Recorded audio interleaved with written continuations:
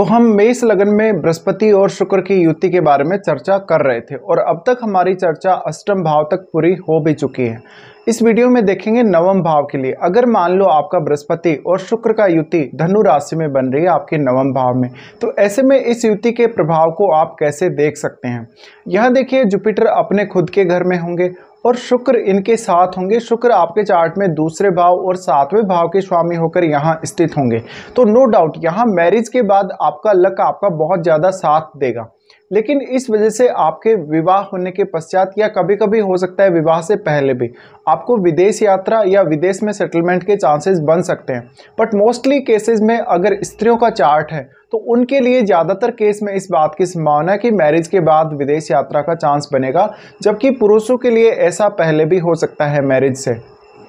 यहाँ पर अब जुपिटर वक्री नहीं होने चाहिए और शुक्र भी वक्री नहीं होने चाहिए, लेकिन जुपिटर का वक्री नहीं होना ज़्यादा महत्वपूर्ण है क्योंकि जुपिटर अपने मूल त्रिकोण राशि में भी हैं और शुक्र यहाँ उतना अच्छा तो परफॉर्म नहीं करेंगे। लेकिन फिर भी शुक्र धनु राशि में आ रहे हैं तो धनु राशि उच्च लेवल के ज्ञान को दिखाती है, आध्यात्मिकता को दिखाती है। तो ये कंजक्शन मुख्य रूप से आपको ज़्यादातर आध्यात्मिक कार्यों की तरफ ज़्यादा प्रोग्रेस करवाएगा ज़िंदगी में। ऐसे में बहुत ज़्यादा भोग विलास या ऐसी चीज़ों की तरफ आकर्षित कम ही होंगे आप। स्त्रियों का चार्ट हो तो उनके जो हस्बैंड होंगे वो ज़्यादा से ज़्यादा क्रिएटिव होंगे और स्पिरिचुअल भी होंगे। अगर पुरुष का चार्ट हो तो उनकी वाइफ उनके लिए काफ़ी ज़्यादा स्पिरिचुअल नॉलेज उनके जीवन में लेकर आएगी और फिर आपको आपके जीवन साथी के एडवाइस भी लेना बहुत इम्पोर्टेंट रहेगा। इसके साथ साथ भले ही पुरुष का चार्ट हो भले स्त्री का चार्ट हो, अगर पुरुष का चार्ट हो तो इस बात की संभावना बहुत अधिक है कि आप विदेश यात्रा करेंगे और उच्च अध्ययन के लिए भी विदेश जा सकते हैं। अगर स्त्री का चार्ट हो तो वो अपने हस्बैंड को उनकी मैरिज के बाद विदेश जाते हुए देखेंगी। यहाँ बृहस्पति और शुक्र आपकी क्रिएटिविटी में तो वृद्धि करने ही वाले हैं, आपके ज्ञान में भी काफ़ी ज़्यादा वृद्धि करने वाले हैं और दोनों ही शुभ ग्रह हैं। दोनों ही शुभ ग्रह होने के केस में अब किसी भी अन्य ग्रह का जब इन पर प्रभाव पड़ता है, चाहे युति के द्वारा चाहे दृष्टि संबंध के द्वारा, तो उसकी इंपॉर्टेंस बहुत ज़्यादा बढ़ जाती है।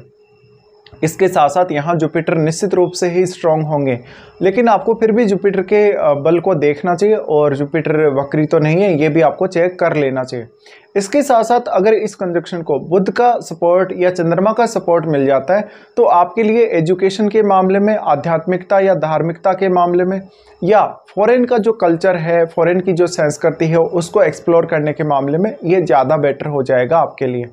इसके साथ ही अगर यहाँ राहु का प्रभाव है या केतु का प्रभाव है तो भी ये कंजक्शन आपको ज़्यादा से ज़्यादा स्पिरिचुअलिटी की तरफ लेकर जा सकता है और विदेश यात्रा या विदेश में सेटलमेंट की तरफ लेकर जा सकता है।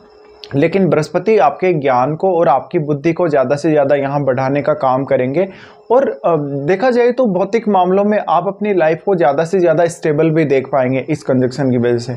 अब क्योंकि बृहस्पति के साथ यहाँ शुक्र हैं तो शुक्र यहाँ उतना अच्छे से परफॉर्म नहीं करेंगे कभी कभी, लेकिन दोनों ही शुभ ग्रह हैं, इसलिए जो जीवन साथी होंगे चाहे पुरुष के लिए हैं चाहे स्त्री के लिए, जीवन साथी के मामले में ये बहुत ही अच्छा कंजक्शन है। तो जीवन साथी आपके लिए बहुत ज़्यादा लकी भी रहेगा और बहुत ज़्यादा सपोर्टिव भी रहेगा। इसके अलावा ज्ञान के मामले में भी आपका जीवन साथी आपके जीवन में बहुत अहम रोल निभा सकता है। इसके अलावा इन दोनों की ही दृष्टि आपके थर्ड हाउस पे पड़ेगी।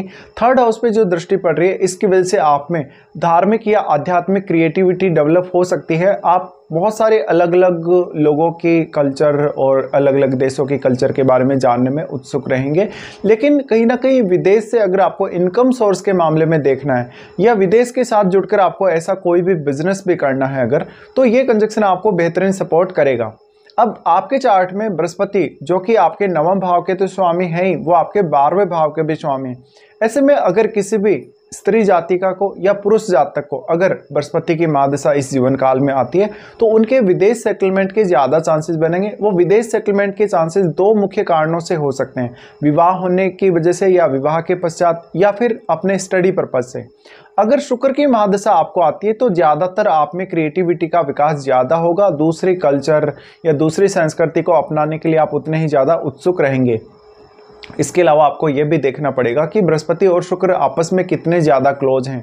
ये जितने ज़्यादा क्लोज होंगे उतने ही ज़्यादा स्पिरिचुअलिटी और धार्मिकता के जो चांसेस है आपके जीवन में ज़्यादा बनेंगे, और फिर हो सकता है कि थोड़ा सा सेक्सुअल लाइफ आपकी उतनी ज़्यादा एक्टिव ना हो, ऐसा हो सकता है।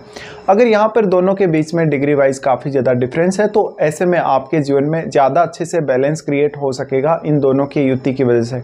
तो यहाँ पे आपको यही सब देखना पड़ेगा। अब अगर इस कंजक्शन को बुध का या चंद्रमा का सपोर्ट है तो क्योंकि फिर बाद में ये कहीं ना कहीं दोनों ही ग्रह जो थर्ड हाउस को देख रहे हैं, इस वजह से आपको ज्ञान के लिए ज़्यादा जिज्ञासु बनाएंगे दोनों ही ग्रह।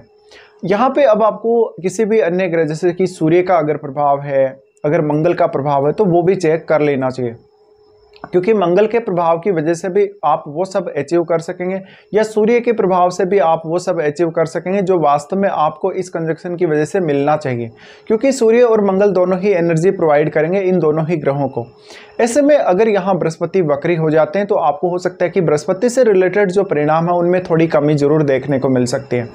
इसके साथ साथ आपका जीवन साथी आपके लाइफ में बहुत बड़ा रोल प्ले करेगा। अब वो रोल ज्ञान के मामले में भी हो सकता है, स्पिरिचुअलिटी के मामले में भी हो सकता है, धन संपत्ति के मामले में भी हो सकता है, या आपका कोई भी क्रिएटिव स्किल्स के मामले में हो सकता है। और सिमिलर रूप से ही दोनों इम्पोर्टेंट होंगे, चाहे मैरिड लाइफ किसी की भी हो, चाहे पुरुष के लिए हो चाहे स्त्री के लिए। लेकिन स्त्री के लिए इसकी इम्पोर्टेंस इसलिए ज़्यादा है क्योंकि बृहस्पति वहाँ अपने मूल त्रिकोण राशि में है। इसलिए अगर किसी भी स्त्री के चार्ट में ये युति है तो उनका हस्बैंड उतना ही ज़्यादा पैसे वाला, उतना ही ज़्यादा क्रिएटिव और ज़्यादा से ज़्यादा टैलेंटेड भी होगा। अब यहाँ पे इन दोनों की दृष्टियों के बारे में बात कर लेते हैं। सबसे पहले अगर देखा जाए तो बृहस्पति की जो यहाँ से दृष्टि पड़ेगी वो आपके लगन पे पड़ेगी, और लगन पे जब भी दृष्टि पड़ेगी तो ऐसा बृहस्पति आपको काफ़ी ज़्यादा ज्ञानी और विद्वान के रूप में दिखाता है। ऐसा बृहस्पति शुक्र के साथ स्थित होने की वजह से आप अपनी धन संपत्ति, अपने परिवार को और अपने रिलेशनशिप को काफ़ी अच्छे से मैनेज कर सकेंगे, और आपकी कार्य क्षमता में हमेशा वृद्धि हो सकेगी, वो आपके ज्ञान और आपकी क्रिएटिविटी की वजह से। बृहस्पति का लगन पर दृष्टि पड़ना यह भी दिखाता है कि आप लगभग प्रत्येक डिसीजन बहुत ही सोच समझकर और अपने विवेक के आधार पर करेंगे। बृहस्पति की ये जो दृष्टि लगन पर पड़ रही है उसकी वजह से दूसरों से भी आप बहुत ज़्यादा मान सम्मान और रेस्पेक्ट अपने लिए एक्सपेक्ट कर सकते हैं। फिर बृहस्पति और शुक्र दोनों की ही दृष्टि आपके तीसरे भाव पे पड़ेगी। तीसरे भाव पे जो दृष्टि पड़ रही है उसकी वजह से आपको ये भी देखना चाहिए कि तीसरे भाव में कोई प्लैनेट स्थित है या नहीं है, और आपको बुध की प्लेसमेंट को भी यहाँ देखना पड़ेगा कि आपका बुध कितना ज़्यादा स्ट्रॉन्ग है। जितना ज़्यादा आपका बुध स्ट्रॉन्ग होगा, मान लीजिए उतना ही ज़्यादा आपने जो बृहस्पति और शुक्र के कंजक्शन की वजह से जो भी लाइफ में अचीवमेंट्स करे हैं, या जो भी आपने ज्ञान प्राप्ति करी है, या जो कुछ भी आपने अचीव करा धन संपत्ति के मामले में, वो सारा का सारा अनुभव आप दूसरों के सामने बहुत अच्छे से रिप्रेजेंट कर सकेंगे। उसके बाद यहाँ से आपके अगर रिलेटिव्स के हिसाब से देखा जाए, यानी आपके भाई बहन, आपके जो पड़ोसी हैं, रिश्तेदार हैं, उनके साथ भी बेहतरीन संबंध ये कंजक्शन दिखाता है। लेकिन हो सकता है कि आप उनके साथ थोड़ा टाइम कम स्पेंड करेंगे कभी कभी। उसके बाद बृहस्पति की दृष्टि पड़ेगी आपके पांचवें भाव पे। पांचवें भाव पे जो बृहस्पति की दृष्टि पड़ रही है, ये एक तो डिसीजन लेने के मामले में आपके लिए बहुत ज़्यादा अच्छी साबित होगी। इसके साथ साथ जीवन में कुछ ना कुछ हमेशा नया सीखने की जो ललक है वो आपको रहेगी, और संतान के मामले में भी फिर ये कंजक्शन उतना ही ज़्यादा फेवरेबल हो जाता है। तो अब आप ये एक्सपेक्ट कर सकते हैं कि आपकी जो संतान होगी वो भी आपके लिए बहुत ज़्यादा लकी होगी, और आपका पार्टनर भी बहुत ज़्यादा लकी होगा। लेकिन बात करें जहाँ पर पुरुषों की बात आती है, पुरुषों के केस में उनकी संतान तो उनके लिए बहुत ज़्यादा लकी होगी, लेकिन कहीं ना कहीं जीवन साथी हो सकता है कि उतना ज़्यादा लकी हो या ना हो, क्योंकि बृहस्पति का तो वहाँ खुद का घर है, जबकि शुक्र के लिए वो एक खुद का घर नहीं है वहाँ पे।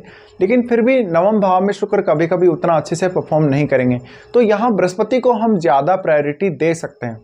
अब बृहस्पति का जो दृष्टि पड़ रहा है पांचवें भाव पे, उसकी वजह से आप हर किसी के प्रति बहुत ज़्यादा उदार रहेंगे, हर किसी के प्रति बहुत ज़्यादा सपोर्टिव रहेंगे, और जीवन में आपके ज़्यादा से ज़्यादा पॉजिटिविटी आएगी। आपके लगन पर भी इनकी दृष्टि है और पंचम भाव पर भी दृष्टि है।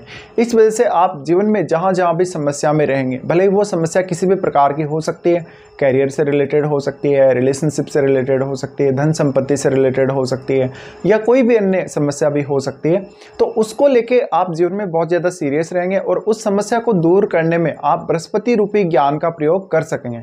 तो ये एक ओवरऑल एनालिसिस था आप लोगों के लिए, जब भी बृहस्पति और शुक्र का युति आपके नवम भाव में धनु राशि में बनेगा।